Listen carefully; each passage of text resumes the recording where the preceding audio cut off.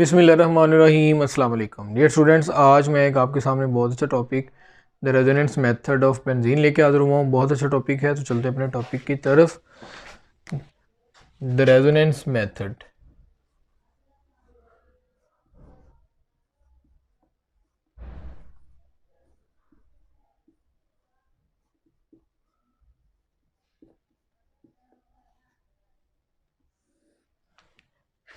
Resonance method में जो हमने लास्ट टाइम देखा था, बेंजीन में 150.5 डिग्री का जो किलो जॉल पर मोल का जो डिफरेंस आ रहा है उस लिहाज से था, तो उसी को आगे बढ़ाएंगे। The different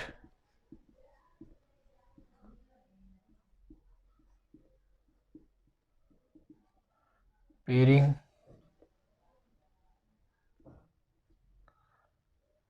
scheme of valence electrons is called of an atom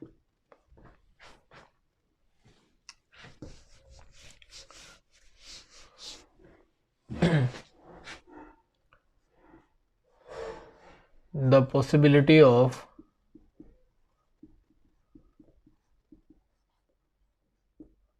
different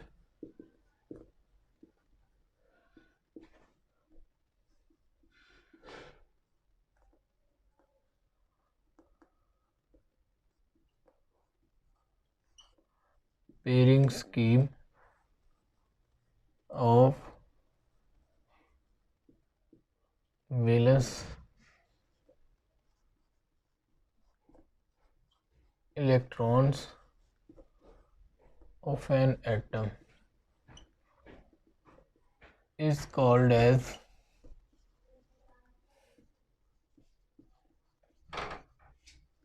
resonance.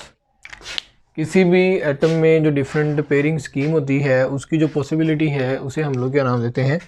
Resonance method का नाम देते हैं। ये आपने याद रखना है। जो रेजोनेंस मेथड है उसको हम लोग रिप्रेजेंट कैसे करते हैं? It is denoted by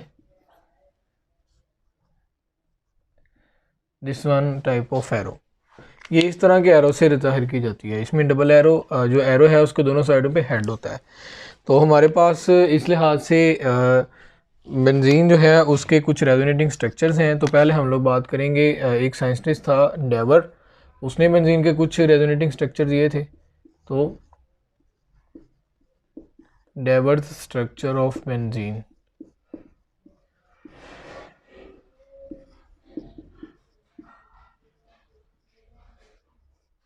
benzene के डिफरेंट रेजोनेटिंग स्ट्रक्चर्स बाय डेवर्स अगर देखें तो डेवर जो था उसने क्या किया था, उसने 3 स्ट्रक्चर भी दिए। वो कुछ इस तरह के थे। उसने क्या कहा, उसने कहा कि दो जो बॉन्ड लेंथ है वो शॉर्टर हैं, जबकि जो एक बॉन्ड लेंथ है वो लॉन्गर है। ठीक है। इसी तरह से फिर उसने एक और पेयरिंग स्कीम दी वैलेंस इलेक्ट्रॉन्स के हवाले से, यानी रेजोनेटिंग स्ट्रक्चर एक और दिया उसने, वो कुछ इस तरह का था। यानी यहाँ पे भी दो बॉन्ड जो थे वो छोटे थे और एक बॉन्ड जो था वो बड़ा था। उसके बाद एक और रेजोनेटिंग स्ट्रक्चर उसने दिया।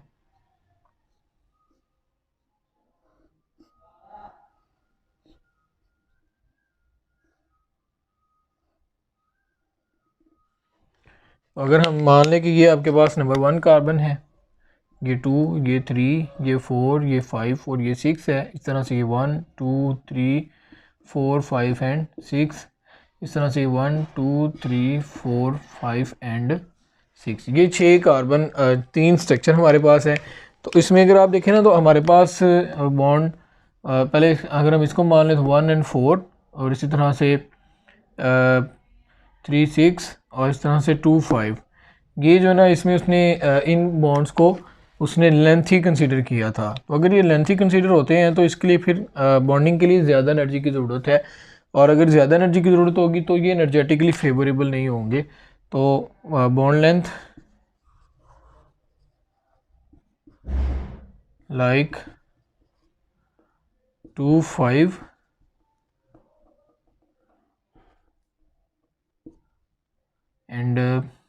6 एंड 1 4। ये क्या करती हैं कि इन तीन लेंथ को एनर्जेटिकली ये फेवरेबल नहीं है, एनर्जेटिकली नॉट फेवरेबल, क्योंकि इसके लिए इस तरह के बॉन्ड बनने के लिए ना ज़्यादा एनर्जी की ज़रूरत है, तो ये तीन बॉन्ड तो फिर पॉसिबल नहीं है। इस तरह से हमारे पास जो कैकुलेस का स्ट्रक्चर था, कैक्यूल्स का स्ट्रक्चर, उसने भी कुछ हमारे पास रेजोनेटिंग स्ट्रक्चर दिए थे।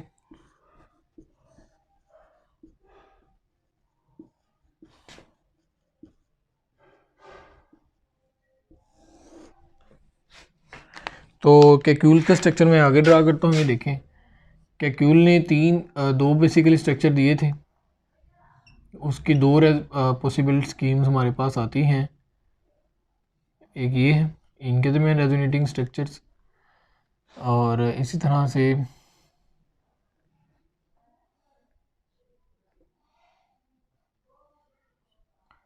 यानी कैक्यूल में क्या किया कि जो पहले डबल बॉन्ड इधर था, फिर ये खाली था, फिर डबल बॉन्ड इधर, फिर ये सिंगल बॉन्ड, फिर डबल बॉन्ड, फिर सिंगल बॉन्ड।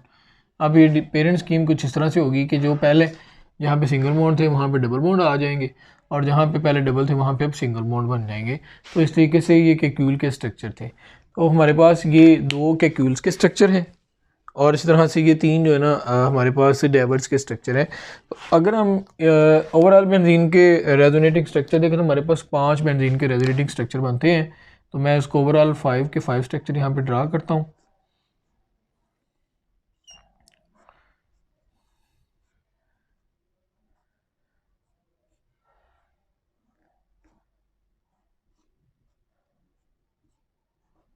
इस तरह से ये दो कैक्यूल के स्ट्रक्चर हो गए। आगे हमारे पास जो तीन हैं वो किसके हैं, डाइवर्स स्ट्रक्चर हैं।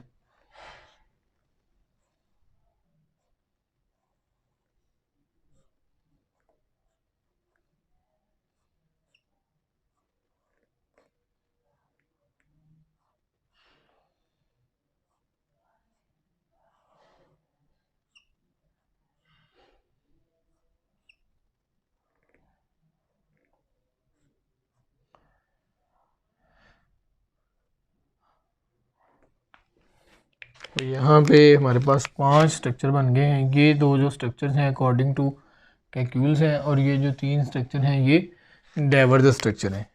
मैं यहाँ पे लिख देता हूँ Kekulé structure and this is diverse structure.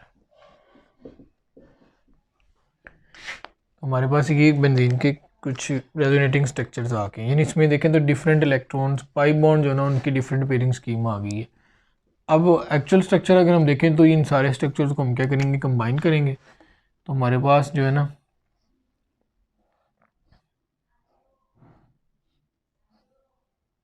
मैं पहले कैक्यूल के स्ट्रक्चर लिखता हूँ, उसके बाद ये, उसके बाद इनको कंबाइन कर लेते हैं,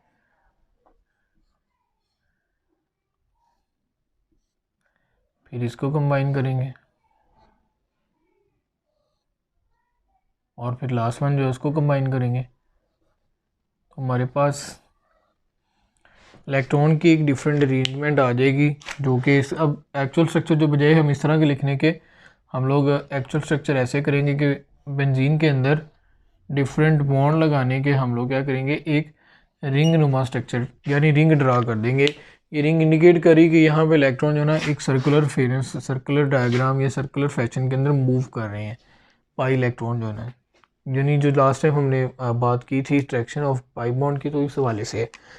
तो अब अगर हम देखें तो बेंजीन का जो स्ट्रक्चर है, यानी इसके मुताबिक हमारे पास जो बेंजीन का स्ट्रक्चर है उसमें कार्बन टू कार्बन जो बॉन्ड लेंथ है, खर्चा इसमें देखा जाए तो डाइवर के स्ट्रक्चर एनर्जेटिकली फेवरेबल नहीं है, लेकिन इन्होंने एक्चुअल स्ट्रक्चर ड्रा करने में बहुत ज़्यादा मदद की।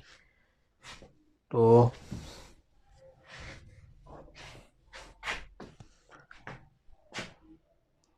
अगरचा देखा जाए तो जो डाइवर के स्ट्रक्चर थे उसमें बॉन्ड लेंथ चूँकि ज़्यादा थी, जो कि एनर्जेटिकली फेवरेबल नहीं है, लेकिन इन्होंने क्या किया, इन स्ट्रक्चर ने बेंजीन का एक्चुअल स्ट्रक्चर ड्रा करने में बहुत ज़्यादा मदद की। तो ये है हमारे पास एक्चुअल स्ट्रक्चर है। अब अगर हम लोग बेंजीन में बॉन्ड लेंथ और बाकी एल्केन एल्कीन अल्काइन के अंदर बॉन्ड लेंथ का कंपैरिजन करें तो bond length of carbon to carbon, ये हम पहले देखेंगे इन अल्केन,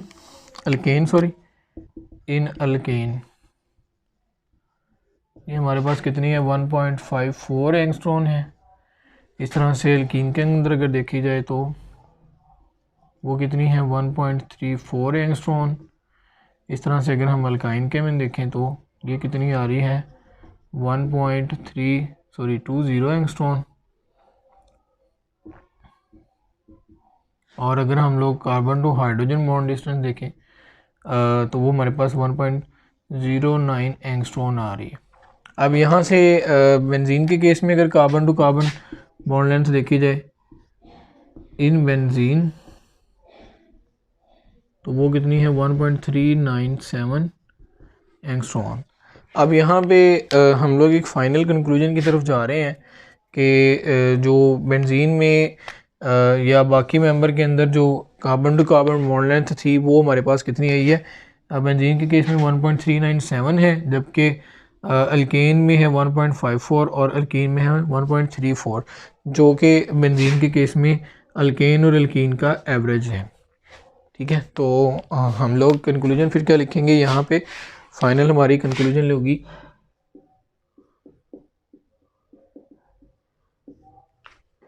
तो कंक्लूजन में हम 2 पॉइंट्स यहाँ पे देख रहे हैं। पहला पॉइंट क्या है, actual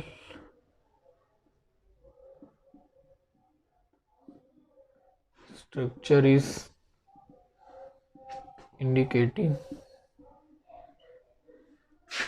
by making a ring in the center of benzene rather than bonds। यानी पहले हम बॉन्ड्स ड्रा करें तो बॉन्ड ड्रा करने के बजाय हम क्या करेंगे, एक रिंग ड्रा कर देंगे सेंटर के अंदर जो एक्चुअल स्ट्रक्चर में होगी। और नंबर 2 पे आपने बेटा याद रखना है जो बॉन्ड लेंथ बेंजीन में है कार्बन टू कार्बन वो अल्केन और अल्कीन का एवरेज है। तो number 2 bond length in benzene is the average bond length between bond length of alkane and alkenes। तो ये था जी हमारे पास रेजोनेंस मेथड। तो उम्मीद करता हूँ ये टॉपिक आपको बहुत अच्छे तरीके से समझ आ गई होगी। फर्दर इस तरह का टॉपिक हासिल करने के लिए या वीडियोस मज़ीद देखने के लिए मेरे चैनल को लाइक करें, सब्सक्राइब करें और अपने दोस्तों के साथ शेयर करना मत भूलें। बहुत शुक्रिया।